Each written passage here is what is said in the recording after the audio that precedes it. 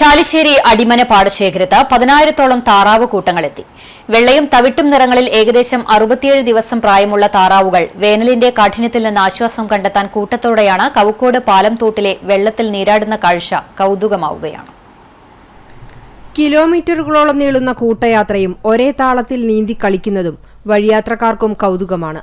പാലക്കാട് കണ്ണാടി പന്നിക്കോട് സ്വദേശിയായ സുദേവനാണ് കഴിഞ്ഞ 25 വർഷമായി താറാവുകളുമായി ചാലിശ്ശേരിയിലെത്തിയത്. തിരുവല്ല സ്വദേശി ജോണിയുടേതാണ് താറാവുകൾ. കൊയ്ത്തിന് ശേഷം വയലുകളിൽ ലഭിക്കുന്ന പ്രകൃതിദത്ത തീറ്റയാണ് ഇവയുടെ പ്രധാന ആശ്രയം. കാലാവസ്ഥാ വ്യതിയാനങ്ങൾ ശക്തമാകുന്ന സാഹചര്യത്തിലും തോടുകളും ജലസ്രോതസ്സുകളും ജീവജാലങ്ങൾക്ക് അഭയകേന്ദ്രങ്ങളായി തുടരുകയാണ്. 5 മാസം പ്രായം വരെയുള്ള കാലയളവിൽ കേരളത്തിനകത്തും പുറത്തുമായി പാടശേഖരങ്ങൾ തേടിയുള്ള താറാവുകളുടെ യാത്ര തുടരുകയാണ്. അതേസമയം കൂട്ടം തെറ്റിയും രോഗവും മൃഗങ്ങളുടെ ആക്രമണവും മറ്റുമായി താറാവുകളുടെ എണ്ണം കുറയുന്നുണ്ടെന്ന് സുദേവൻ പറഞ്ഞു.